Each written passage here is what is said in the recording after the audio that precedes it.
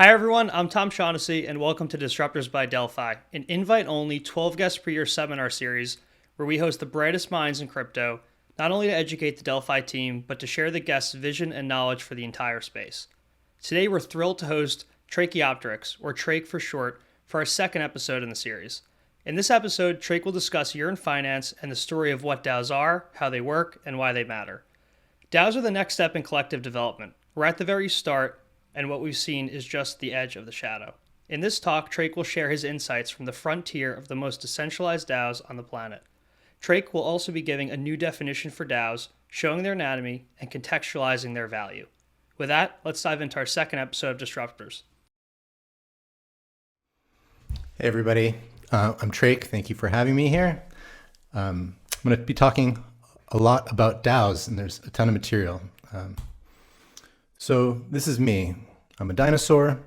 As you can see here, I'm holding my own heart, and I've summoned Moloch, which is the demon of coordination failure. And I'm not killing Moloch. I'm in communion with Moloch. I am speaking to Moloch because we have to love Moloch. And that's part of the story of DAOs, is the balance, is not shutting out one side of a polarity, because polarity is defined by both sides. And I believe that DAOs really have the ability to create a balance in human coordination that no prior coordination technology has allowed. So we're going to talk about that in detail. And I want to start with a bit of my story. So DeFi summer rolls around, 2020. I'm writing a science fiction novel, and a friend tells me to take a look at this thing called Yearn. And I had been fascinated with DAOs and their concept, but they'd always been kind of a white paper, and I hadn't been paying that close attention. But then I saw Yearn, and it was amazing. Like, here was a guy who had given away all of the tokens, Andre, in the first fair launch, and there was this community of people coming together to work on this thing. And I started looking at the forums and participating in the Discord, and then slowly creeped into some Telegram groups, and I was just amazed. Like, there was nobody in charge. There was no one leader, there was no C-suite, there was no corporation, but there were millions of dollars flowing through this protocol, and it was being controlled in a purely decentralized way. There was on-chain voting, you could make proposals, and people were making proposals and discussing them, and I was just blown away. And so basically I just contributed. I stopped writing my book and I started working on this new project. And it was hard. It was actually really hard because we're also used to this certain way of working where, okay, well, what do I do? And then, the boss or somebody tells you what to do, and then you do it, and then, did I do a good job? But there was none of that. There was nobody telling me what to do. There was nobody giving me any feedback on what I was doing. Maybe somebody would be like, this is cool, or like, yeah, that's a good idea. But I had to totally decide for myself what to do. It was very new, and it was scary, and very, very fucking confusing. But it was addictive. And, one day I basically, I guess in August, I decided I now work full-time for Yearn. And nobody hired me. Nobody was paying me. But I had made that decision for myself. It was probably the best decision I ever made. We talk about Yearn as being this black hole, right? And aspirationally a black hole for TVL or liquidity, let's say. But it's more than that. It's a singularity. And a singularity is something that you can't see beyond. Beyond is only the unknown, right? And that's kind of what Yearn has been for me, embarking on this journey of contributing to this completely new form of organization with all of its unknowns has been incredible. And what I've come to learn too is that there are many DAOs, many of you participate in many DAOs, and they're not all the same. We're really still figuring this out, figuring out how to make DAOs and how to work on them. Yearn is the most decentralized DAO that I know of. And people will criticize that in different ways. We don't have on-chain voting, for instance, but we'll get into some of those details. The thing is, Yearn is decentralized to the core. There is no core company or team that is operating things, pulling strings in the background. And because of that, and because we've had from the beginning product market fit, millions of dollars flowing through us, now billions of dollars in TVL, we've had a product that we've had to maintain and deliver on to real users with real things at stake from the beginning. And we've developed an entire system of governance and operations to support that. So some cosmologists believe that the universe started with a big bang, right, with a singularity exploding into all of known phenomena. Yearn was very much like this, right? There was that gift of Wi-Fi, which was like the explosion of the singularity, the inflaton field of this scalar field that expanded and created everything that we know to be Yearn. And then there was this short 10 days of Wi-Fi farming where people could farm the governance token, which was this incredible expansive event. And then the cosmic microwave background after that of, all of the snapshot of all the holders in the early days, the dark ages of nobody knowing what's going on and like tons of proposals. And we didn't make quorum and trying to figure it out, right? Trying to figure out what we're doing. And then there was a really important governance proposal that I co-authored with a bunch of people. Substrate was, I think, the lead author on this, Yip 41. And this, because prior to this, we had no way to pay anybody. Like, people were putting proposals through on governance to like be on podcast, Andre should be on podcast stuff. It was very confusing. So we had to kind of knit together a theory of governance for ourselves. And this is kind of where it started. And what this proposal did was it allowed for the multisig, which is a group of 9 high reputation people, to make certain operational decisions on behalf of Wi-Fi holders. They could decide to spend a limited budget and make some other enumerated decisions. And this was the beginning of what we call constrained delegation, where token holders give powers to autonomous groups to make decisions on their behalf under guidance and oversight. But we knew it wasn't good enough. And so we said, within 6 months, we're going to have to improve it.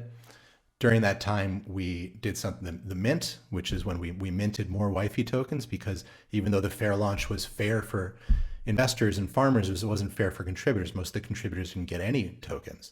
And so the community decided to give the contributors Wi-Fi tokens. And then after that, we developed, with Gabe Shapiro, who's at Delphi, amazing guy. We wrote Governance 2 together, which is what has been going for about a year now, this concept of constrained delegation, which we'll talk about a little bit more. And so here we are, a bunch of cartoon characters in cyberspace, in the metaverse, creating weird-ass software products. And it's incredible.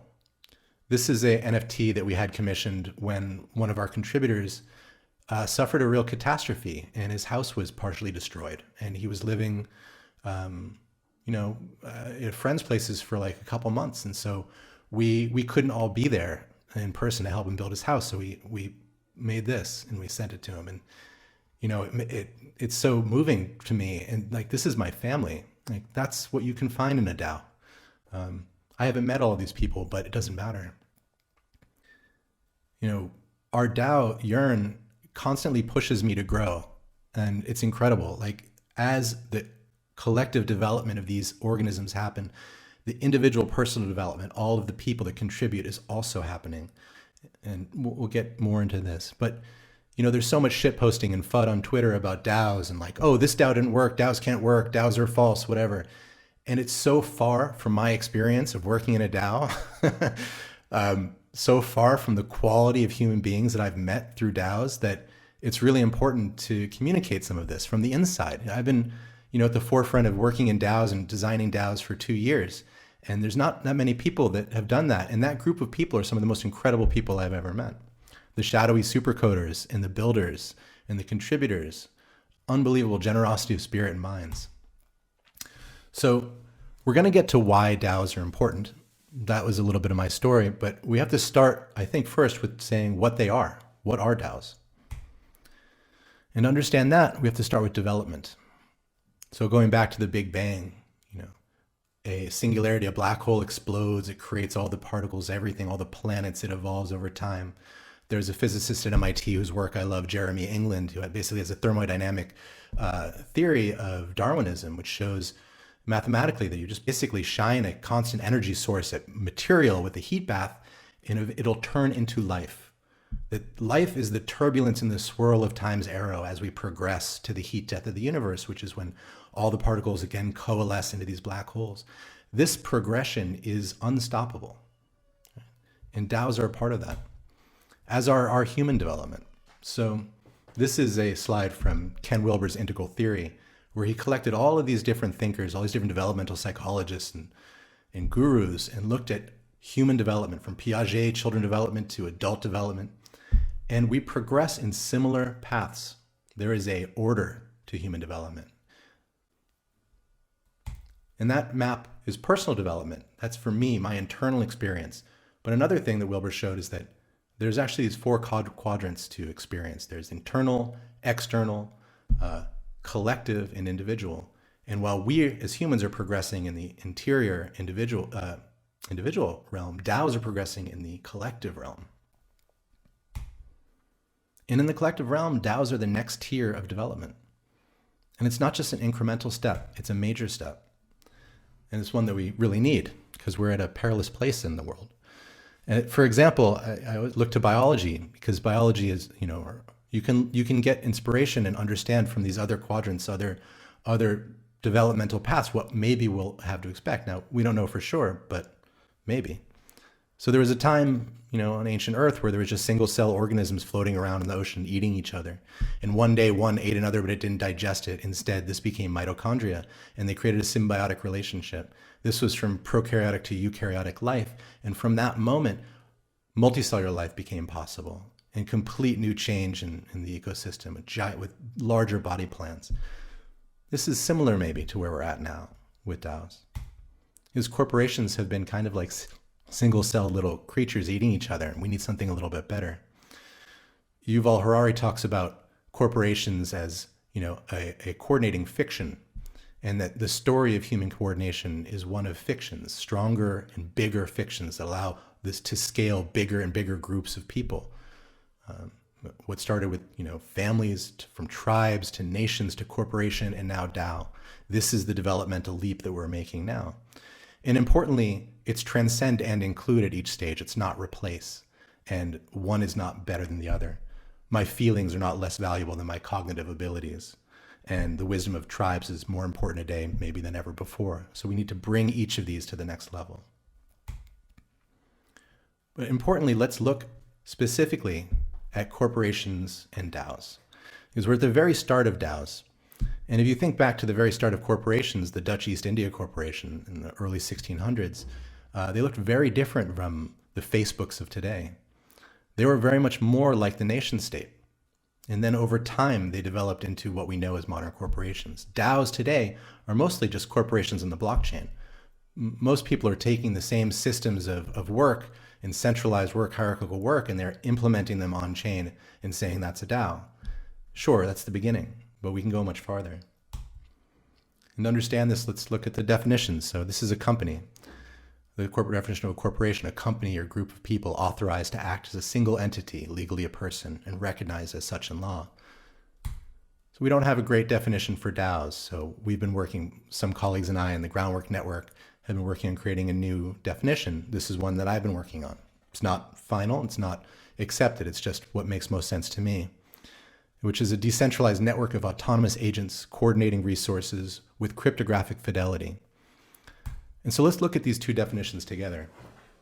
Definition of a corporation, you can see, helps distinguish it from a nation state. A group of people authorized with their own authorization, authorized by a higher power, by the nation, but they can act as a single entity, and recognized by law. They have some type of independence from the nation state. So we need a definition for a DAO to do something similar. It needs to help us differentiate from corporations and to see maybe the essential features of a DAO and what it might be. So here's the definition split up. A decentralized network, decentralized. Autonomous agents, autonomous. Coordinating resources with cryptographic fidelity, that's the organization piece. Decentralization it's the network topography, right? It's how the agents in that network are able to connect with each other. Then the autonomy part, operational access. It's how available and accessible are all the levers of power to the agents in that system. And the third one, process fidelity. How trusted, repeatable, predictable, and transparent are the states and processes within that organization. Another way to think of it is like a road, a car, and a driver, right? The road network is open, the driver is capable, and the car is trustworthy. You can go anywhere. Fred Laloux, in his book Reinventing Organizations, one of my favorite thinkers on organizations, amazing guy. He looked at the most advanced corporations around the world over a few years, researched what processes they were using. These are really interesting places that do self-management, things like this. And he synthesized these three axes that differentiated and defined what these teal organizations were like: self-management, wholeness, and evolutionary purpose. It turns out these are pretty similar, actually, to what we're seeing in DAOs. And the way that I've been starting to think about it is interconnection, how we connect with each other. It's not just about decentralization. If you're fully decentralized, that's the heat death of the universe. We need something in between, right? Sovereignty, what that means for each of us, and trust. So that's what DAOs are. Not all DAOs work in the same way, but I'm going to show you what I've learned from how Yearn works and some of the most advanced and developed and fully decentralized DAOs that I know of work. And the best metaphor, again, is biology. Cells are massively decentralized processing units. Corporations generally tend to be kind of rigid hierarchical structures with limited bandwidth. Cells have tremendous bandwidth because all this shit is just mixing around, happening in real time, autonomously, without bosses telling you what to do. So this is a ribosome, and this is how proteins are made within the cell. And within the cell, there's tRNA, mRNA, amino acids, ribosomes. Nobody's telling them all what to do. There's bottom-up and top-down processes, but they're all just at the same time in chaos, bumping into each other and making all these incredible, complicated proteins permissionlessly. Right? So let's break the definition up again and go through it in 3 steps. And I've fiddled with it a little bit to make it a little bit easier for this section. Starting with interconnection. So within a DAO, DAOs are networks. So these dots are each contributors to a DAO or members of a DAO. And in the middle, these are the people that are working, full-time, all the time, the core contributors, which is usually a smaller group, maybe 20% of the entire network. Outside of that ring are people that are part-time contributors, maybe they're multi-sig signers, contractors, people that are active in the forum. And then outside of that are just maybe people that are just token holders that maybe throw a vote down every once in a while or say something interesting on Twitter.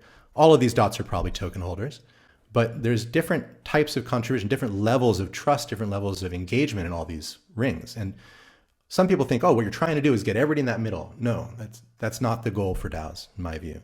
What you want to do is allow for freedom of movement between these spaces, to be able to attract the most interesting, brilliant, capable, competent contributors from the outside and help funnel them in if they want, and then allow people to move back and forth. These are the nodes of the network, the agents and resources in the network. These are the nodes. The edges in the network are the activity, that's action, the relationships, the coordination of information through relationships. And together, that's the network. All DAOs are a network. Corporations are a network too.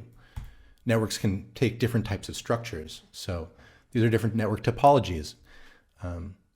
As you can see, there's a tree structure there in the lower left. That's like what you might see from a normal corporation.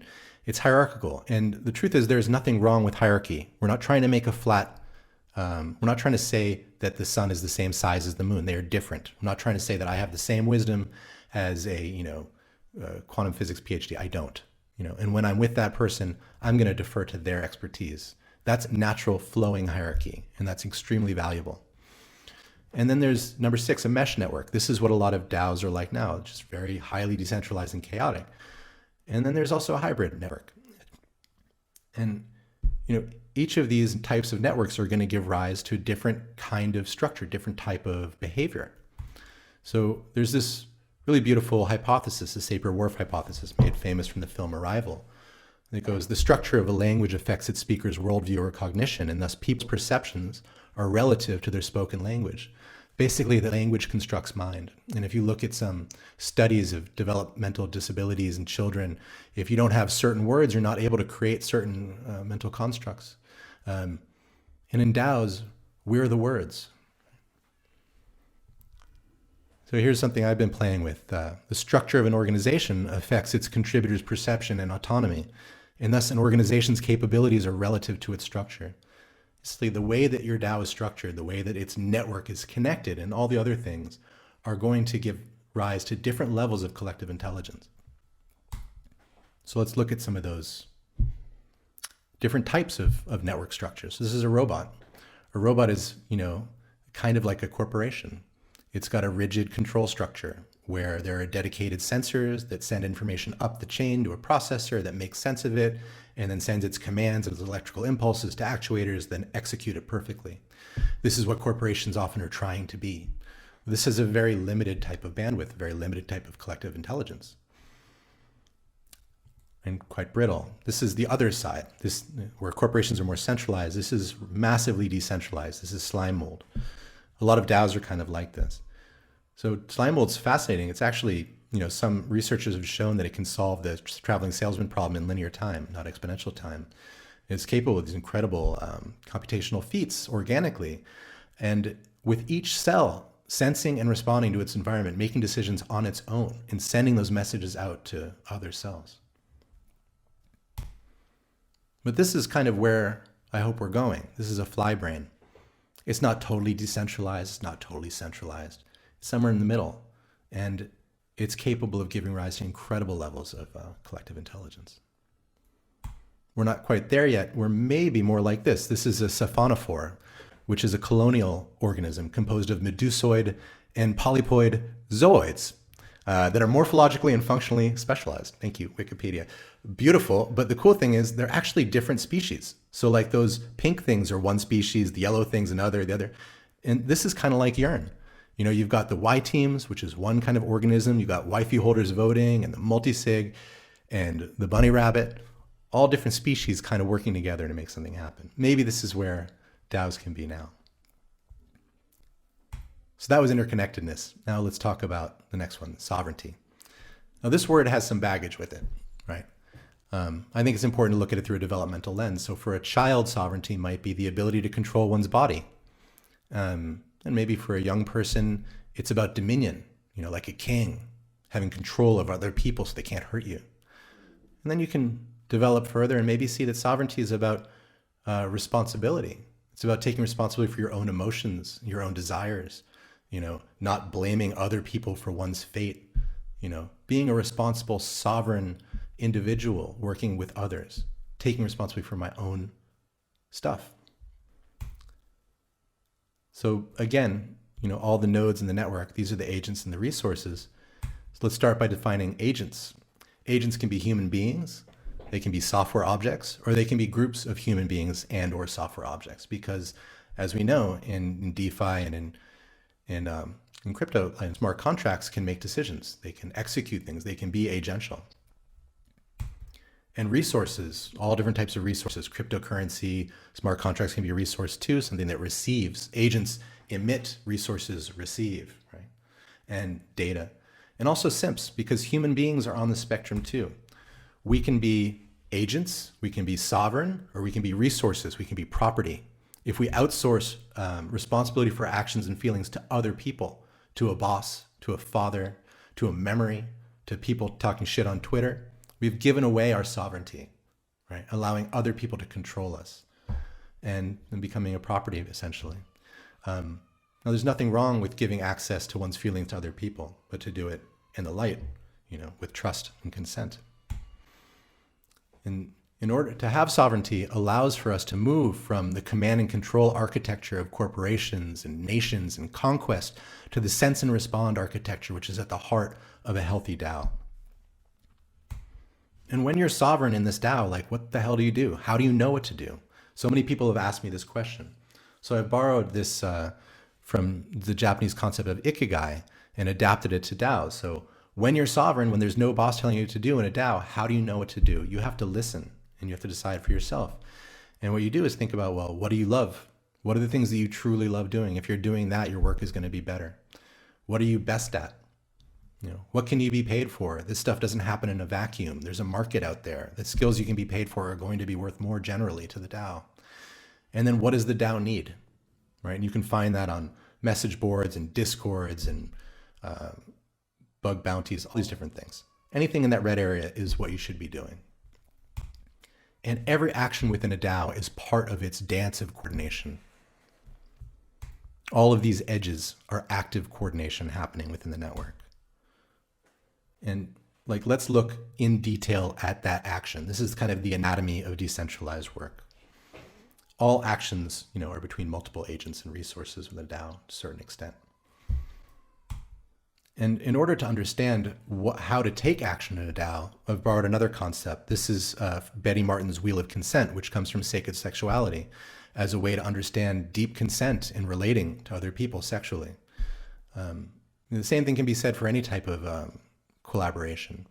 And interestingly, in corporations, the people on top are on the right. They're the ones that take and accept. And the people on the bottom are on the left. They're the ones that serve and allow. They give to their bosses.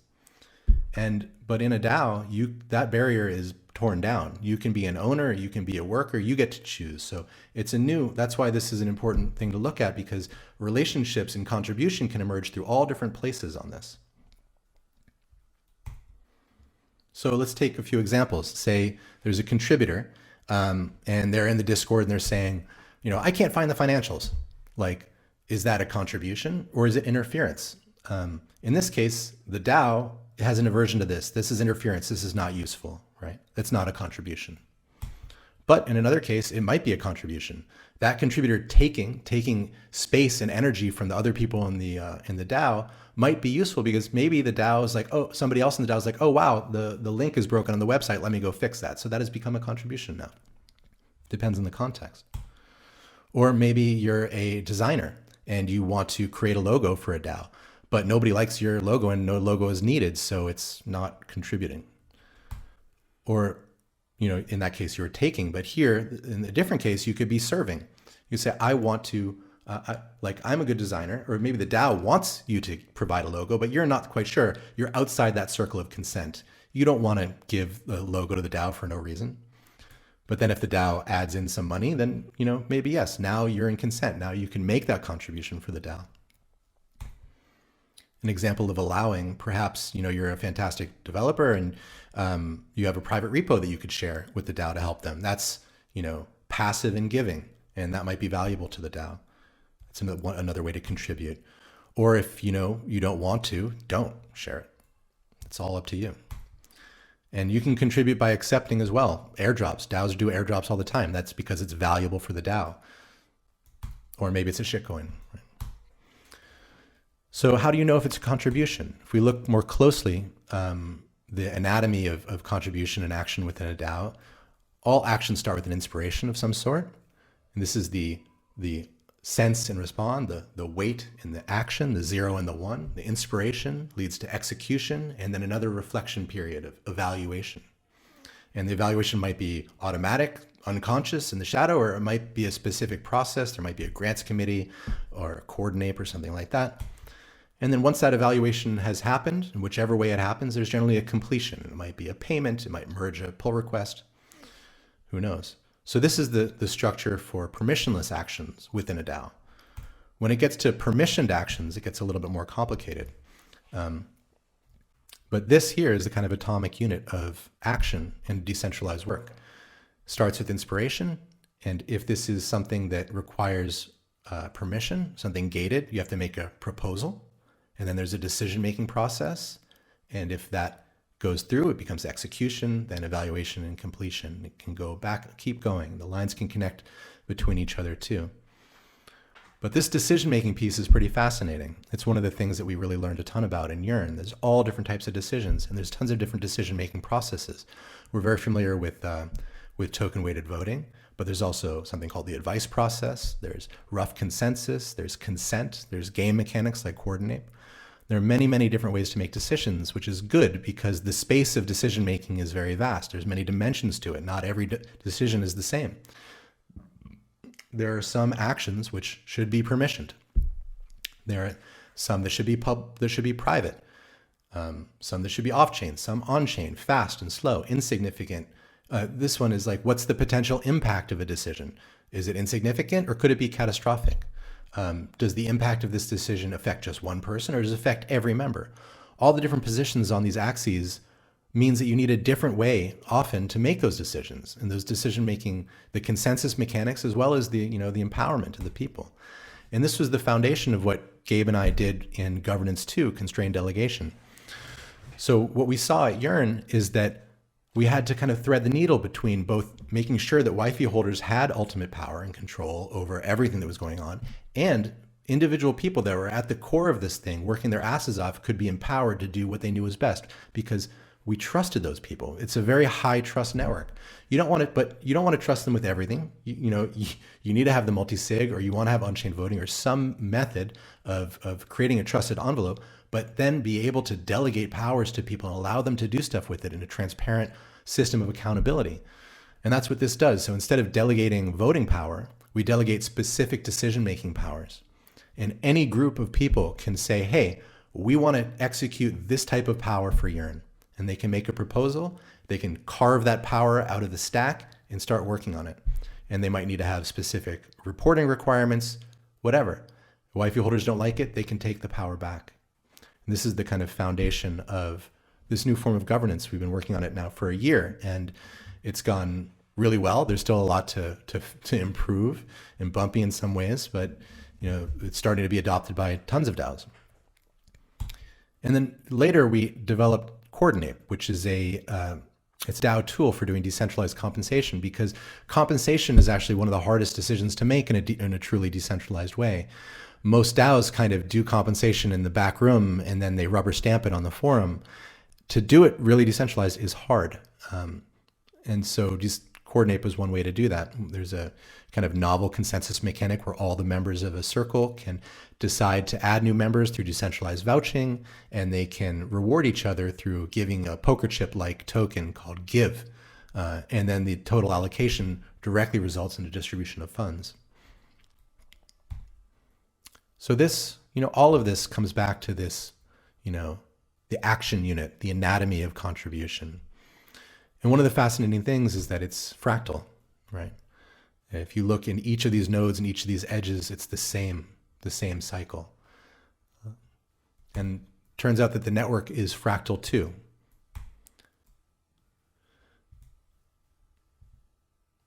But a better word for it is holarchic. This is a concept from Arthur Koestler. A holon is something that's both a whole and a part. The cells in my body, they are whole beings on their own, and they are a part of something larger. Me as a person, I am a whole being, and I'm a part of Yearn. I'm a part of Coordinape. I'm a part of Lexpunk. I'm part of all these different DAOs. And, this creates this structure of fractal sovereignty. The autonomy needs to go all the way down the stack to give rise to the most powerful, most healthy DAOs. And now as, these artificial constructs and the nature of the firm has changed, the shape of work is changing too. So this is kind of social physics. If people aren't constrained into specific roles and they can relate to anyone and collaborate with anyone, the nature of work, the shape of work changes, the surface tension changes, because the more people together, I got this from Richard Bartlett, the more people together, the more relationships there are. So, one relationship, 2 people, 1 relationship. 5 people, 10 relationships, 7 people, 21 relationships. Every one of those lines is a different place for conflict, tension, mistrust, misunderstanding to arise. It makes it harder and harder and harder to collaborate. But because, it turns out corporations are these strange, distended creatures, right? With these weird long chain decision-making processes. But the more biological DAO, that coefficient of friction has changed, and we're seeing new working patterns emerge. This also from Rich, from his micro-solidarity work, where there's small work groups that can be part of bigger congregations, bigger crews and bigger congregations and networks. This is the kind of sub-DAO thing that we're actively figuring out. So that's the how. That's almost all the how. That was the sovereignty. The last part is trust, which is really the most important part of DAOs, the thing that separates them from corporations the most, and starts, in the blockchain. But we can think of it as trust or fidelity, which is, how repeatable is something? How good is the memory? How transparent is it? How much can you trust the DAO? How much do you know that your work will go somewhere valuable, that you'll get rewarded if they say you will, that you aren't being tricked? This is incredibly important. I think of, and it's all in DAOs, it's so powerful because of the innovation of blockchain. And blockchain, is like the Higgs boson of intersubjective space. This is the Higgs. It's the subatomic particle responsible for giving matter mass, right? Imagine matter without mass. Who knows what that would be like? But because it is physical, like we can act on it, we have consensus reality around it. And we'd never had that in the collective space until blockchain, because blockchain gives memes mass.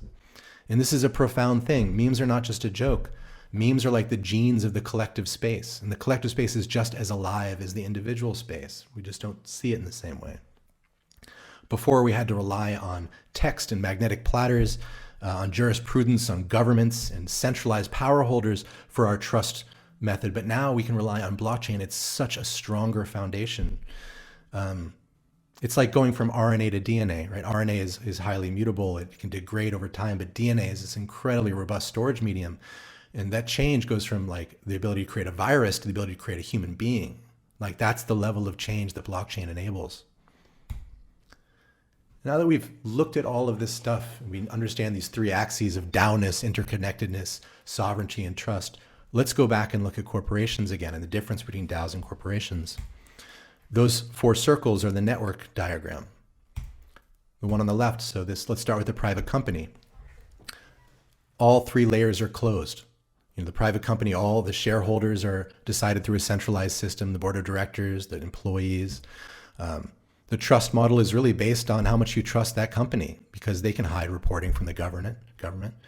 And the sovereignty of the individuals depends on whatever the centralized power holders decide.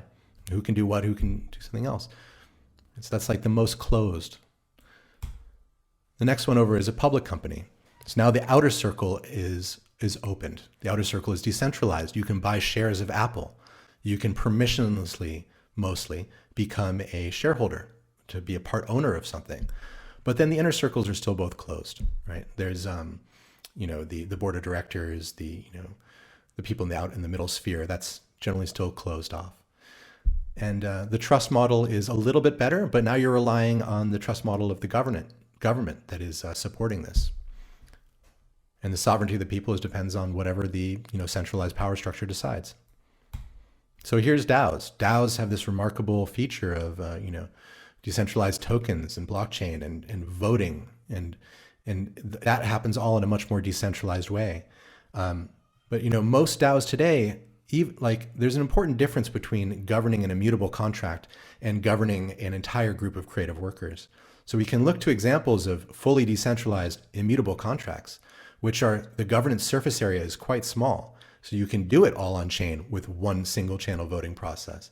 That makes sense. That is fully decentralized. But it really depends on where you think the center of that DAO is. If the center of the DAO is the immutable contract, yes, it's fully decentralized. But what about the private corporation, the development corporation, and the VCs and the big power holders in the background? That's actually where the center tends to be most of the time. That's okay. There's nothing wrong with that. It should be put into the light more often, but you can be centralized if you want. So most DAOs have this closed center, and most creative teams behind DAOs operate in the same way that corporations have operated for 50 years. This last one is also a DAO, but this is what I believe is the future of a DAO. This is what a DAO could be like when interconnection, sovereignty, and trust go all the way through it. This is more like what Yearn is like, but there's places where Yearn doesn't meet all of these criteria. We're still early. Our trust model could be improved. Our sovereignty and interconnection, all of it could be improved. But the central part is decentralized and open and very much permissionless, or a lot of it. So we've gone through the what and the what and the how. So let's get to the last piece, right? The why. Why do DAOs matter? Why not just do a corporation? Well, you can. You can do a corporation. That's fine. But DAOs in many ways are a better story. They're more trusted. They allow for people to find their own way into it. That's better for people today in many ways. It's the best fiction we have for coordinating whole, sovereign, evolved human beings. Because development goes in the other direction too. The many can act as one. We can all come together to create intelligence, and what we want is to create the most intelligence that we can together. Our drive is to be able to contribute it's not just about making money. People want to make money, but people want to contribute, and they want to know that their contributions are valuable and they'll go somewhere. You want to be able to put together in something unified that has strength and intelligence and the ability to progress, right? With fractal sovereignty through the whole holarchy. This is the nature of development, the story of development. And it becomes more clear when you look at the foundation of these organisms, right? So the corporation rests on this pyramid. At the base layer is government, and then jurisprudence. And from that, you have finance and property law. And on top of that, the corporation can emerge.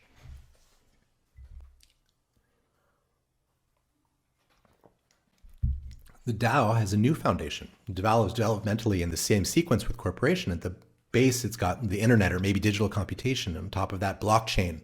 And from here, DeFi and NFTs can emerge, and then DAOs on top. It is a much better foundation, a much stronger foundation.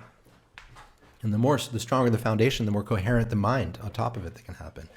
Which is, on the right here, person that's an even stronger foundation. Chemistry, physics, DNA, blood and body, and then person. That's the type of mind that can emerge from that strong of a foundation, that far in the developmental ladder. Because a person is actually in the collective space also. We just see it from the top, not from the bottom. So these are these DAOs. This is the potential future for collaborative work. We're going to need the strongest foundation for the networks to be able to contribute into these things. And, we really don't know what it's going to be like. And this logic of development, although true, is not without its pauses. Time's arrow does go all the way, but not every life form makes it, right? Not every planet's going to make it. Not every corporation or DAO is going to make it. We might not see the, full form of a DAO, but I know it's out there somewhere. Because we're at this phase now where we have expanded to the edge of the petri dish. So some bacteria, when they grow on a medium like a petri dish, they start with one phase of work, which is like conquest. And they grow very, very fast. And when they hit the edge, the metabolism changes. There's now limited resources. Chemical signals travel back through the entire colony, and they change how they work. They go into balance with their environment rather than conquest. And that's what we need to do now. And that's, I believe, what DAOs are capable of. We need to, as Charles Eisenstein says, move from Mother Earth to Lover Earth. As children, we took from the mother, and now we've grown. Now it's time to be in relationship with the mother, to give with the earth as a lover, as a partner. Otherwise, we can't. Command and control, which has been the nature of civilization for a long time, is very aggressive. Both of them are emitting. Sense and respond is listening. It's more balance. It brings more of the balance into the way that we could act. Corporations like militaries, like they create these extremely distended structures. When they become abstracted, the body of the corporation is abstracted, dissociated from the world of the corporation because of these artificial barriers to different people's cognitive sovereignty or the cognitive capabilities and their personal sovereignty. They can't make decisions for themselves. They have to pass things up the ladder. You look at Dan Ariely's work on lying and cheating, or on Enron. You can see that these types of abstractions lead to these types of bad behaviors. And from one lens, you can say, they're killing everybody. But from another lens, you see that actually this was important. The nature of the corporation is the thing, and the state, although violent in so many ways, that's what allowed us to cohere. That has created globalization. That has wired this whole planet so that we can transcend into this new digital space, which I think might have been a precursor for the next phase. Just as, the caterpillar eats and eats and eats. This is something I got from Daniel Schmachtenberger. And you think it's going to explode, but then it does something totally different, and it spins a cocoon, and its body breaks down into a cellular slurry, and imaginal cells come and rewire it into a butterfly, and it turns into something totally different. So I think the corporation phase is over. We have now reached the edge of the dish, and we have to rewire ourselves into something else. And the DAO, if anything can do it, it's the DAO. There's another way to look at this, which is, Eliezer Yudkowsky's work on inadequate equilibrium. If you look at the game theory of our planet, these Nash equilibria, all these different players playing their different strategies, and we're stuck in these inadequate equilibriums, these inadequate Nash equilibria, and you can't get out. The only way because if any individual player changes their strategy, it's just worse for them. These multipolar traps that make us stuck as a civilization. The only way to change that is to change the whole game, right? Blockchain is potentially for that, is a potential for that, as are DAOs, or as changing the consciousness. You can change your consciousness. You can see beyond the game. So final thought. This is a quote from Thich Nhat Hanh that has really inspired me. And he says, the next Buddha may be a Sangha. And in Buddhism, there's these three jewels, the Buddha, the Dharma, and the Sangha. The Buddha is the teacher, the enlightened master. The Dharma is the teachings of all the previous masters, and the Sangha is your partners on the journey. And you need all three. And the idea that these DAOs might turn into these enlightened organisms, capable of bringing more balance to our life again, is something that, it's why I wake up every day. So thank you. Trach, that was an incredible presentation. As with any disruptor, it's going to take me a few times to go through it to really understand the gravity, but just loved your comparisons, your metaphors, the references to biology. It's kind of amazing. So I'll start off with a couple of questions for you, and then I'll add in a couple from the group.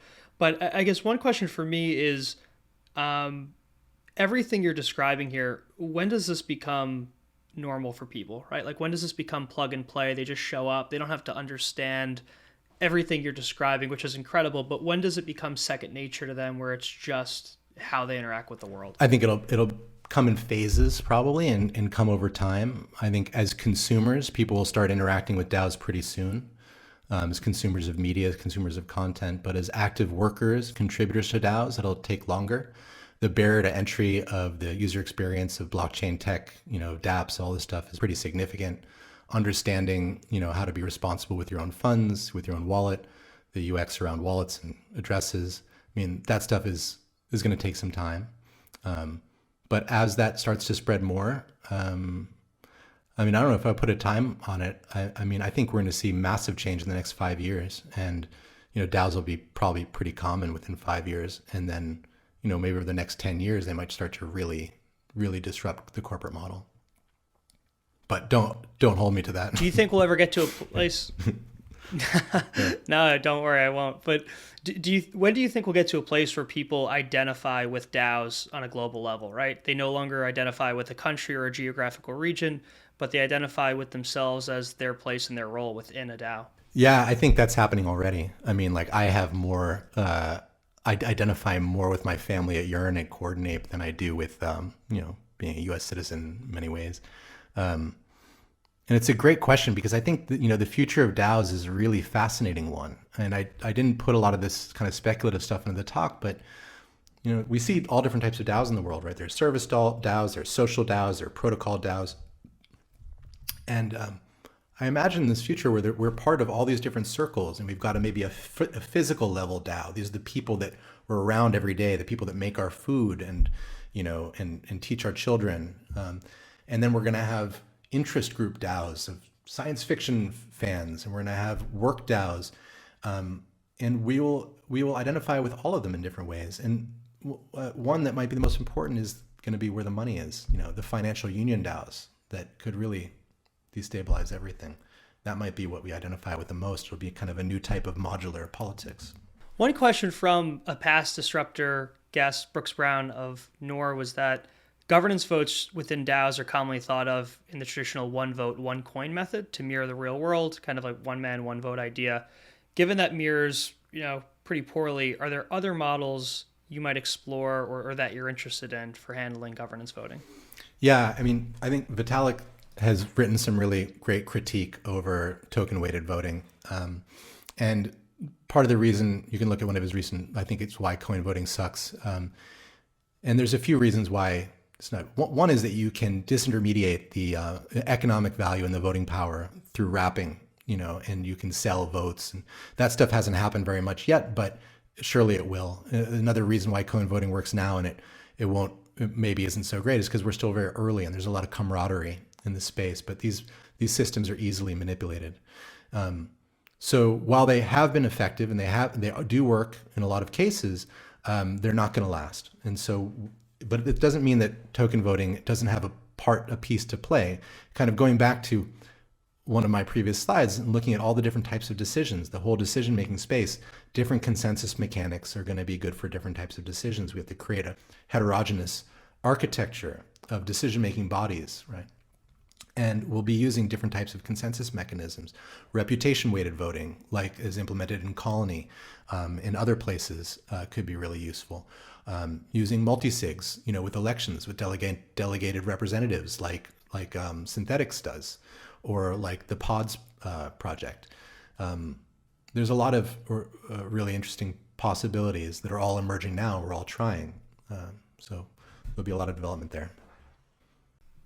Definitely a lot to try out. Another question from Sarah Brennan, who's our general counsel on the venture side, is that there is this beautiful utopian vision of DAOs that's being advanced. Obviously, a lot of what you shared in your presentation. How do you deal with frictions, protecting against bad actors? Like, what are the edge cases or what are the guardrails that we have in place to protect against the bad things or the bad people that might enter the system? Yeah, I think the first thing I'll say is that people will do bad things, always. And that's okay. Going back to biology, DNA does mutate sometimes. It's actually part of the system. What you want is a system that's robust enough that it can accommodate all these different types of actors. And that's part of what we're learning how to do. The traditional governance, the legacy governments use jails. DAOs, I think we can do a lot better. Claire Graves' work on spiral dynamics, he looked at post-apartheid South Africa and tried to, how do you create a system of governance for this diverse group of people, and realize that there's people, and this is true across the board, and very much so in DeFi, you've got people from all different worldviews coming together to coordinate. And when we're on Twitter or on Telegram or Discord, you don't know necessarily that one person's a 13-year-old from India, one person's a 70-year-old like banker in America, one person's a spiritual guru, another person punches his friends. Like, everyone's coming from different places. The goal is not to make everyone become a guru. The goal is to create a robust enough structure that can accommodate both adversarial environments and collaborative high trust environments, that has levers that people that are children can push to make a contribution. I think of it as I call it a party bike. Like a party bike, you can have 10 people all sitting around a table pedaling, and anyone can pedal as much or as little as they want. One person steers and you kind of get somewhere good. The nature of that structure harvests everybody's sovereign work activity and coheres it into a direction. DAOs have the potential to create structures that can accommodate all these different types of people, the entire ship. And bad actors are a part of that.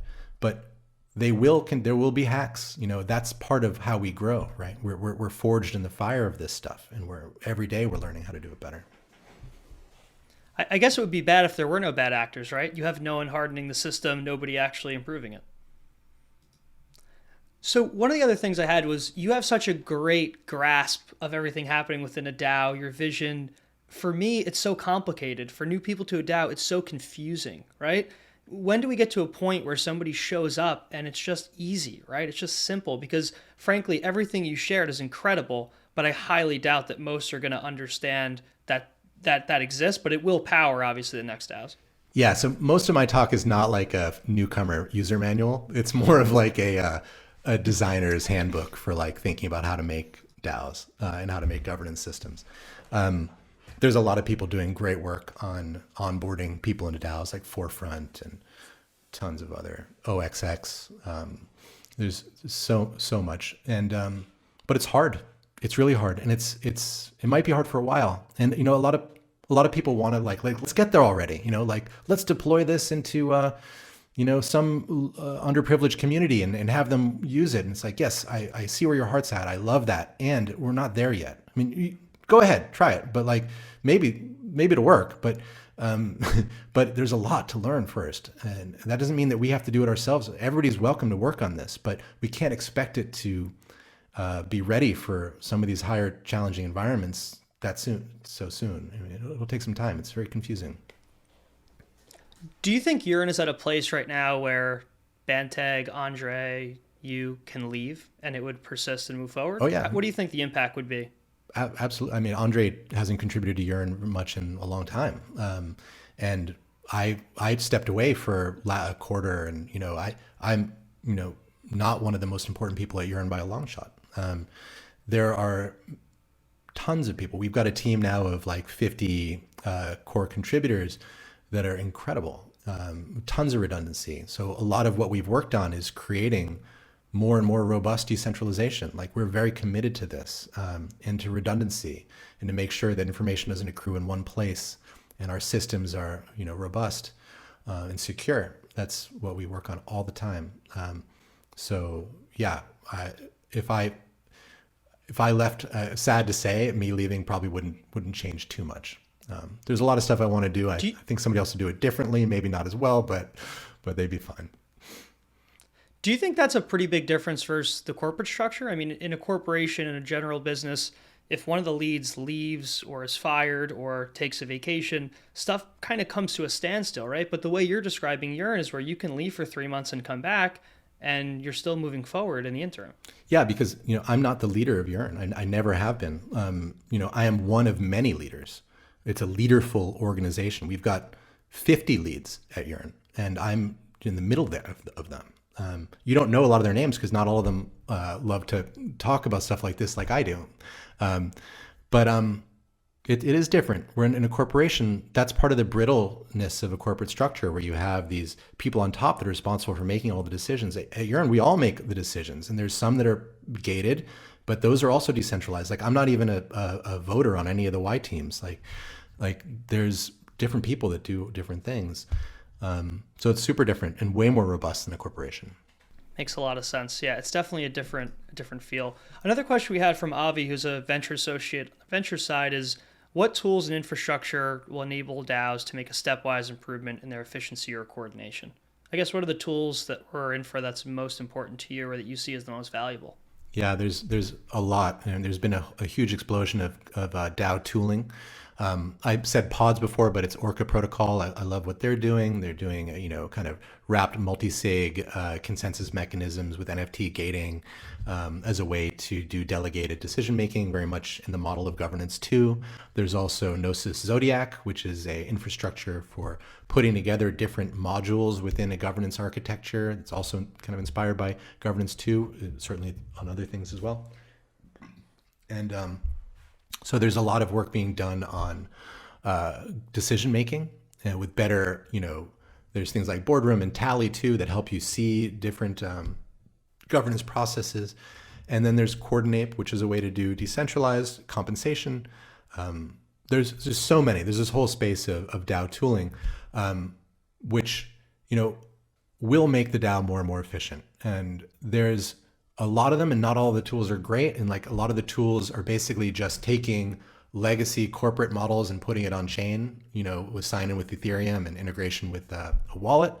That's fine, but we need to get to the space of DAO native tooling. Like Clarity is a project I love. It's kind of like a DAO native Notion or a task tracker that's doing amazing stuff. So we're getting there. Yeah. Last question for me, unless others post, but one comparison that I really liked during your presentation was the idea of the biology example, right? You have all these cells within a human body, all these building blocks. They're all doing exactly what they need to do at the right time. With a DAO, the comparison for me breaks down a little, right? Because you have people, but they can do many things, right? They're not constricted by, their DNA or what they're built from. Do you envision there being guardrails for what people can and can't do to kind of fit into this biology example, or is there more flexibility and freedom there? Yeah, it's a good point. And, I have to say that there are some problems with using these biological models. I was talking to Daniel Schmachtenberger about this in Denver, talking about Dave Snowden's work on anthrocomplexity, and basically saying look, human beings are at a level of complexity and development that we do not have any other examples for, and trying to say that we're like a yeast growing is ridiculous. It's a different level. You can't apply logic from one to another. I disagree in some ways and agree in some ways. I think that, like I said, the logic of development does have a pattern to it, and we can learn from some of these different phases. But you're right. We people are not tRNA. They are not just there to bind to one amino acid. They are doing many, many different things. I think, we can look at it kind of inspirationally or metaphorically or metonymically. Like the people in a DAO in the future, there will be Rails, but what we need to make is the minimal viable structure. We need to create structures that are robust but have the greatest access for permissionlessness, and that are as clear as possible. And the idea is that if these structures are good enough, it's like the party bike. People can just flow in, they can do something and flow out. And the future of work, which is what Coordinape is developed for, is one in which I hint at a bit in the presentation. I forgot to even say this part actually, like corporations, like the Coase article from 37, the nature of the firm, like why do corporations create mass? Why do they have vertical integration? It's because of the logic of overhead and the friction of, the technologies that supported large scale work, but that has changed so much.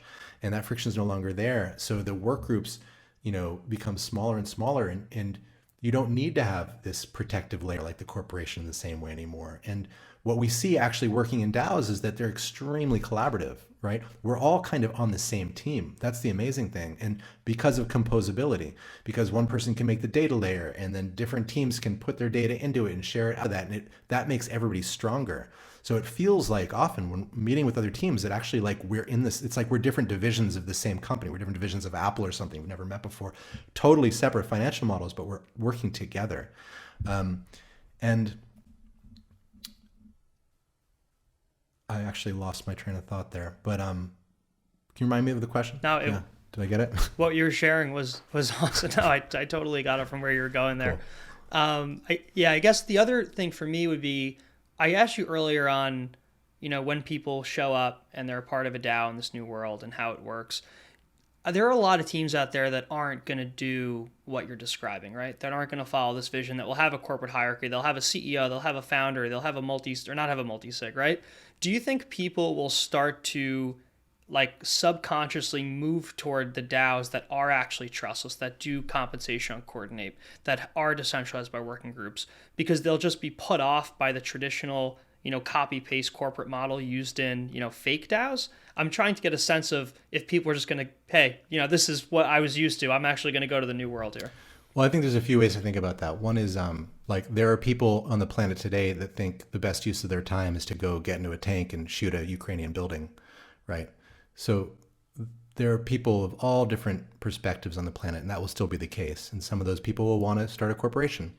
DAOs don't replace the things that come before. They transcend and include them, right? So they're going to attract by their nature people at specific developmental levels, that communities that want to form with other people of like minds, and they're going to want to operate in a certain way. People with more sovereignty, with more of a desire for being sovereign agents among other sovereign agents, without wanting to tell people what to do, that don't need to protect themselves from harm, that they are available emotionally, and cognitively, and more integrated, and want to work in this kind of new way. The people that are unhappy with the work masks of normal corporate life and want to be their whole being, with their magic in the DAO.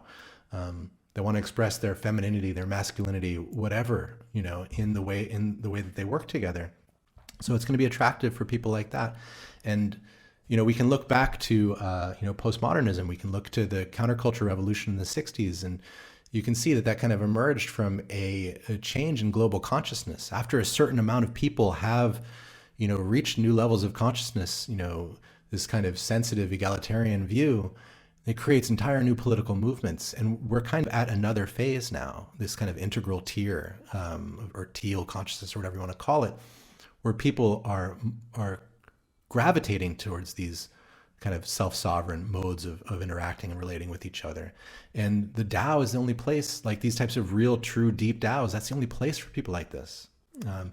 But not just that, the other piece is that they have to outcompete. They have to create better products, right? Or else people aren't going to like them. And they do, and they can, and they will.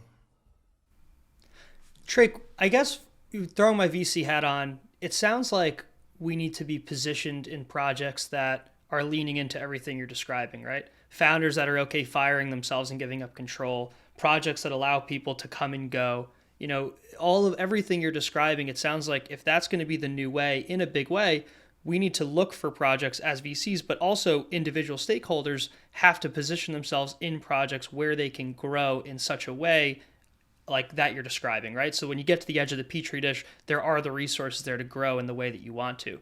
Do you think that not to throw an investor hat on you, but would you be more or less, I'm assuming you'd be more bullish the projects that are leaning into everything you're describing versus those that are trying to maintain some type of strict hierarchy or constraints within their projects? 100%. So I think, you still need product market fit, right? You still need to have a smart team that's capable with a great product, that's needed in the world.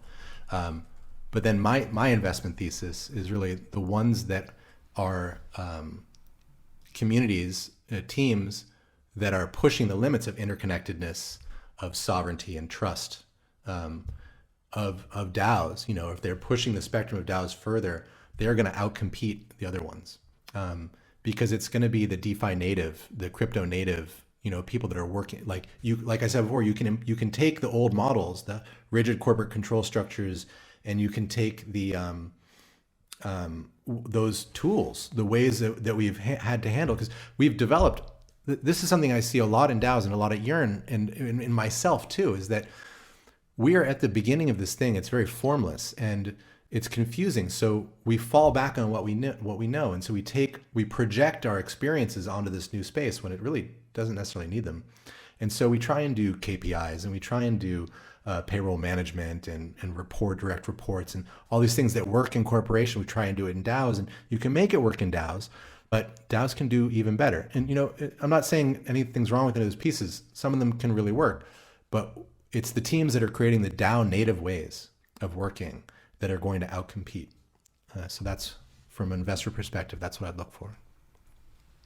I couldn't agree more. Definitely more of a near-term lift, but definitely well worth it on the long term. Yeah, a lot of volatility near term probably too, because we're still figuring it out, but long term, yeah. Agreed. So last question for you from Rob Sarrow on our ventures team is, I guess transparent compensation in DAOs are a net positive, but it forces the conversation about how we should value the work that was performed by an individual agent. Do you think that these decisions should be localized early on, like by the early contributors, or totally permissionless from the get-go? It's a good question. So I think you can go in different ways. And the truth is that we don't have enough decentralized permissionless compensation tools available yet. We're building that with Coordinape, and it's good for some things and it's not good for everything. So at Yearn, for instance, right now, today, we're at the end of a massive experiment in decentralized compensation, where all of the doers, the kind of core team, are self-setting their salary, their compensation through this iterative process of feedback. And man, it's painful because we're having all these conversations of what's valuable to us and giving each other feedback that we haven't given before. And it's been stressful for me and for other people too. And so first thing I say is it's not easy, but it's worth it. Like the trust that it builds, those conversations are important to have. But there's a lot of conflict. I've been in conflict with a few different people over the past few days, and there's probably more. But healthy conflict processing is important. I'm sorry, I'm going on a bit of a tangent. But to the specific question, I think it's okay if you do it in a simple way. You don't look, what are you trying to do? Like don't spend all your energy trying to reinvent every wheel. Like at the beginning, just figure out a simple compensation thing. Don't worry about it and just work. Let yourself work. Then figure out how to do it better as you grow, and be thinking about use Coordinape from the beginning or tools like it, so that you start playing with these decentralized systems and then finding, we don't have the best system. There's no system available yet that does all this stuff. So once it's there, use it. Do you, as a follow-up question, do you run into a lot of issues where people will, instead of building what they want and what they think is valuable, build the thing that they think they will get most compensated for within the DAO? Would that cause issues between what people want to build versus what you actually need? Yeah, so I think if that's what's going on, that's not the problem. The problem is the culture, right? So you can have an adversarial environment where people are gaming each other. And then, that's a cultural issue in the DAO. And, you can't fix that with a tool. You fix that in conversation with each other and by leaving. Or by starting something new, leading by example, or forgiving. There will be bad actors. There will be people that game the system. There will be adversarial environments. But what I've seen at Yearn is that almost everyone is trying to make the thing that they think is best for Yearn.